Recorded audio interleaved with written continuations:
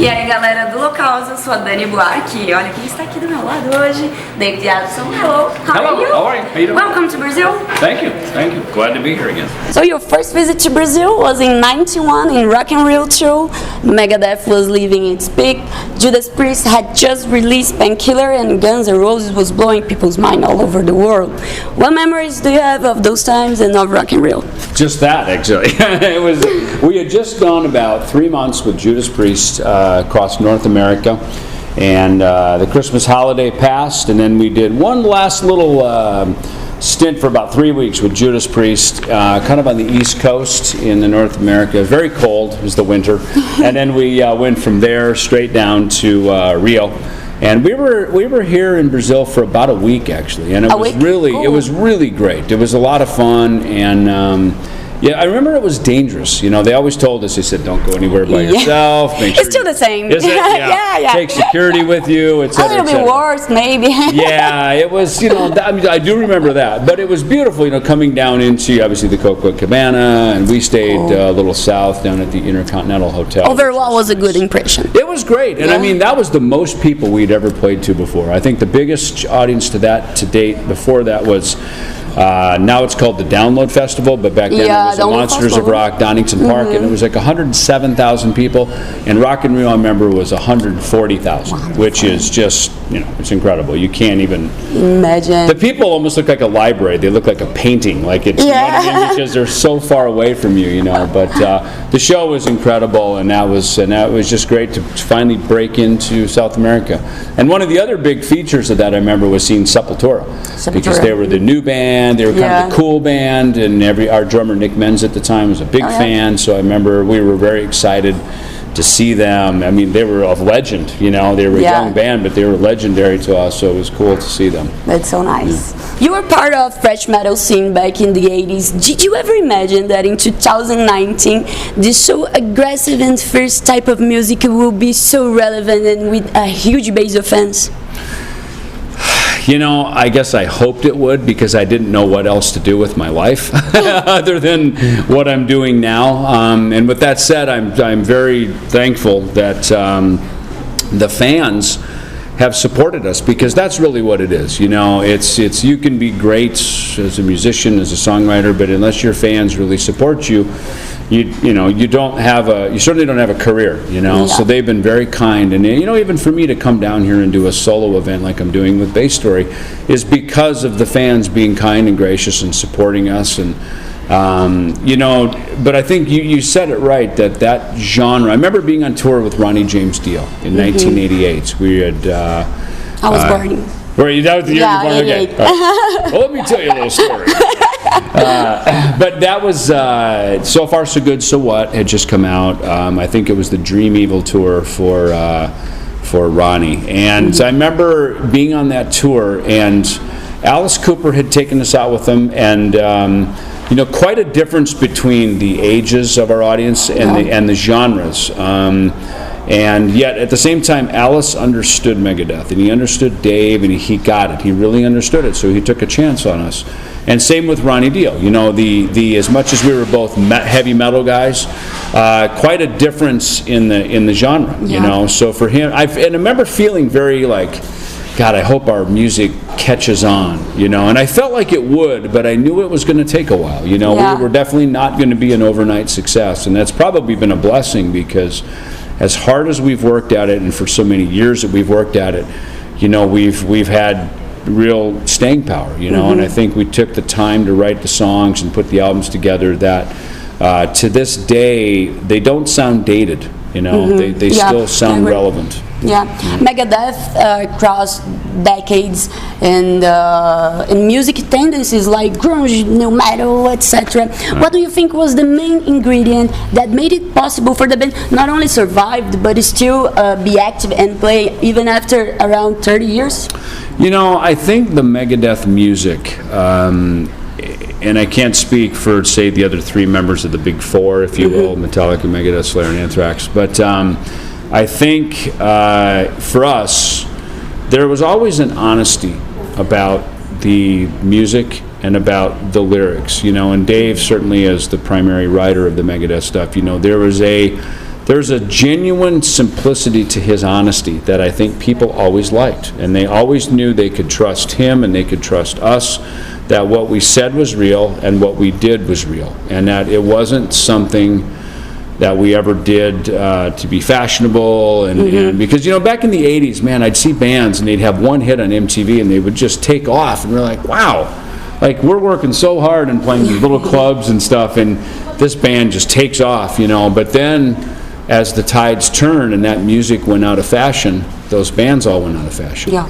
And because we were never like the fashionable band and trying to just do something to be relevant, I think that's what's kept us relevant, quite honestly, because that honesty and that connection with the people is something it's not just honest now, it's honest forever. You know? And that has stayed the course now for going on 4 decades. Cool. You talked about Dave Mustaine. I would like to tell you that everyone is wishing that it gets better quickly. I think not only the fans but everyone. Yeah. And do you guys already talking about going back on tour? Yes, yeah, we have a new tour scheduled for January with Megadeth and Five Finger Death Punch and Bad Wolves over in Europe. Yeah, it's a big tour actually for January and February. And and so Dave has made some announcements on social media and some interviews here recently just to give an update on his health. So yeah, we're very, very happy about that, obviously just for him personally, but you know, I think fans are going to be seeing Megadeth back here very shortly. Cool. Yeah. You play with Max Cavalera, amazing, the greatest musician in Brazil's heavy metal history. Yeah. How was your experience with Soulfly? It was wonderful. You know, in Megadeth, we are very meticulous, we're very organized, we're very kind of particular about things. And it was fun to work with Max because, you know, he hired me to work on the Prophecy album. And I would, and it was fun to watch him write because he'd sit at home with his little 4-track recorder and he'd basically make these demos that sounded like Soulfly albums. You're like, wow, I mean, that really sounds like Soulfly. And then he would bring them in, we'd listen to them, and we'd go on and we'd learn the song. And then when it came time for me to, you know, record my bass, I said, so should I do something like this? He goes, whatever you want. I said, well, like this? He goes, whatever you want. And it was the most casual metal gig I've ever done. And it was so cool because he wanted to hear me. You know, he didn't want to tell me how to play. He said, look, you know, you're David Ellefson. I want you to be you. And so it was great. Yeah, it was very cool. So to work on that record, obviously did the video for the title track. I played on a track on the Dark Ages album. I did a little bit of touring with him for a couple weeks, and I mean that band is just, again, talk about honesty. I mean Max is a real rock star, man. I mean just watching him. And then being on stage with him, so inspiring, right? When he walks out, man, the room changes. It's like that with Dave, you know. I mean, it's great that I've been able to play with, you know, real charismatic rock star frontmen because it's a thrill to be in bands with people like that. Nice. Yeah. And when you left Megadeth, did you imagine that you would come back at some point? I mean, did you leave an open door in your heart or in your mind? I did, yeah. I mean, you know, technically Megadeth ended. I mean, Dave called me and he needed to step away from Megadeth in 2002, so we disbanded. And, you know, he and I left our business matters intact. But, you know, a couple years later when he was ready to work, and he wanted to do a solo album, and I think he's talked about this in his memoir and stuff. But the record companies and people said, you know, they really pushed him to like, no, we need it to be Megadeth, you know. And so that started the calls to all of us about, hey, okay, I've got an album written, I want to make an album. And the trick was just kind of how to try to put it all back together again, you know, because Al Picelli had gone back to work with the Trans-Siberian Orchestra. Jimmy DeGrasso was available but doing some other stuff. And, you know, I think the first attempt was to try to put together the Rust in Peace lineup, you know, with Nick and Marty. And that just, it didn't connect. And so, you know, it was just a weird moment, and it just didn't come together, you know. And so quite honestly, in my heart was more like, you know what, let Dave just go do what he needs to do. You know, I was doing some other business things at the time. I was, you know, toying around playing with, I had a little group called F5, and I was very realistic about the success of that. It was more just kind of a fun thing for me to do, to write and explore some other things. But when it didn't work for us to connect, in my heart, you said it right. In my heart, I just said, you can never go back, but sometimes things come around the front again, which is exactly what happened. As all of a sudden, 2000, and Dave and I had been in touch. We had been talking, and we'd met a couple times, and talked about what it would be for me to come back and stuff. And again, it just kind of took what it took. And then finally, 2010. Tom Araya from Slayer had gone in to have a neck surgery. Slayer, Megadeth were scheduled to do a tour, and that's really created this opening. We were going to go do the 20th anniversary Rust in Peace tour, and that was really the moment for me to come back. And honestly, I've been back for 10 years, just on a handshake as a friend, just kind of a gentleman's agreement, and it's really been great. It's been a lot of fun, and because to me it should be, making music should always be about fun. There will always be money, there will always be enough money, that's one of the lessons I learned from that, probably, was arguing about finances and business and stuff. It's like, sometimes it's like, what, just trust the good Lord's going to provide, and play the songs, have fun with the fans, and always be a friend to the band, be a friend to the organization, to the fans, to everything, and somehow all the rest of it works itself out. So don't do, David Lee Roth had a great quote. He said, "Don't sweat the small stuff, and it's all small stuff." Yeah, so, that's nice to hear. Yeah. I have a band show, so. Oh, you do? Okay, yeah. And the funny thing is, all bands are the same. They're all the same. Yeah. They're all, it's fun. You make music, you're like, wow, we sound good. Let's do more of that. And then the personalities come out, and the things happen. I know. And everybody, as much as we stand on stage and we're all a bunch of tough guys, girls, whatever, all badass, we all have our frailties, our insecurities, we second guess things, and that's kind of a moment where we need each other. And I got to say, Dave has been a good friend to me about that. He really taught me the streets and how to grow up as a young man in Los Angeles. I mean, he's a tough guy. He's a fighter. And he's been a good big brother and a good friend to me, So for me, being back in Megadeth with him, it's always been, be a brother to him. Let's just be buddies. The music's almost the easy part. And I think when the fans see that, fans want to see that. They want to see their heroes get along. They don't want to see their heroes fighting. Exactly. They don't like, or only playing like robots and like no interaction with each other. They don't like that. They want to see that, because again, I know. Look, I grew up a fan of Kiss and Cheap Trick and Van Halen, Judas Priest. It's like I want to see my heroes like ruling, taking over the world. Dominating. Like that's why I stand with them. Saving the world. And so for us bands, that I think is the trick, is that it isn't just about the music, it isn't just about the songs, it's about a culture and bringing a whole tribe of, of, in our case, millions of people together, with Megadeth. And you play with another amazing Brazilian musician. How's it to play with Kiko Loureiro? Kiko, yes, he's wonderful. He's wonderful. You know what? I was happy for Kiko when I made the call to him, because it's funny. We were down to just me and Dave again. Sean Drover and Chris Broderick had moved on. We went through a management change. We tried one more time to do the Marty, Nick, Rust in Peace reunion in late 2014, and it didn't work. It just didn't work. And so we just, I think for me and Dave, we went, you know what? We tried it, let it go. Now we can all move on. And Marty kind of became a good friend to me and Dave, even just musically. He was really, we had some nice dialogue with him about new drummers and just kind of the energy. He goes, look, I'm a friend and I'm a fan of Megadeth, and it's not going to work for me to come back, but I really want to see Megadeth, be successful. So just as a friend to us, it was really kind of encouraging. He'd been working with a lot of younger musicians, and at that point Chris Adler had raised his hand and said, hey, I'm a fan. If you need a drummer, I'd be happy to cut a record with you guys, which he did, obviously, with Dystopia. And Dave called me one day. He said, I found our new guitar player. And I said, who is it? He goes, Kiko. And I said, I know Kiko. He goes, you do? I said, yeah, I just played with him a couple of months ago. I'd come down here to do this Metal All-Stars. It was 2 shows. It was in La Paz, Bolivia, and here in Sao Paulo. And Angra was on the show with us. Sharing the stage. And Kiko had to sit in. Gus G didn't end up coming over from Greece, so Kiko sat in to play some songs with me and Jeff Tate. And some of those Queensryche songs, it was a couple, Jet City Woman, I think, and something else, one other song, and they were pretty complex. And I mean, Kiko learned that stuff like that. It's just like, whoa. I said, you know what? I'm going to get his phone number. And we talked, and he goes, I just moved to Los Angeles looking to maybe get a bigger gig. And I said, let's stay in touch. And literally two months later, I'm sending Gigo an email, said, hey, your number came up. You're going to be in Megadeth. And it's funny with Dave, because when Dave makes up his mind, you're in. It's not like, and so I had him send us some audition videos.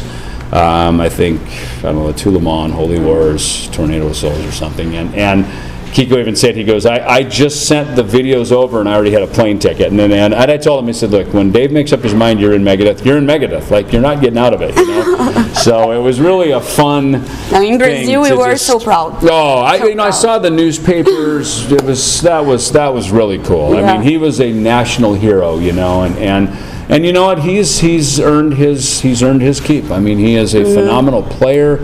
He mentally understands the psychology of how to join a big established band like Megadeth, and he's just a great friend. Cool. So yeah, he's done Brazil proud for sure.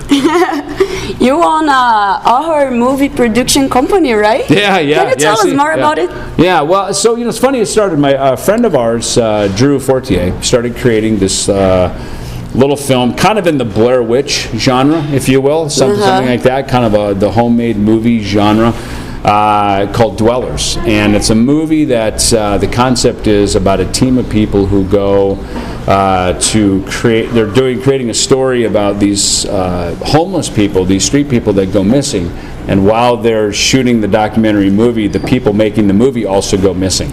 So it's very cool. It's very clever. It's very clever. So I'm curious. Hopefully it'll be out next. We'll get that thing out next year, and so cool. That's why we started the Ellefson Films, the production company, to put it out. So cool. Horror and metal, they go well. Yeah. You played with KK Downing, and it turned out great. How did this invitation come up, and do you guys intend to keep it going?